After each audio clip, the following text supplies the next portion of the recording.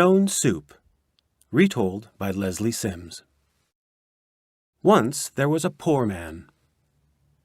He came to a cottage. Knock, knock. An old woman opened the door. "May I rest here for a while?" "No, go away. I can make soup from a stone," said the man. "You can?" said the woman. "Show me." She put a big pot of water on the fire. Oof! The old man added a shiny stone. The soup bubbled. The old man tasted it. Yummy. "An onion would make it better," he said. So the old woman chopped an onion and popped it in. The soup bubbled.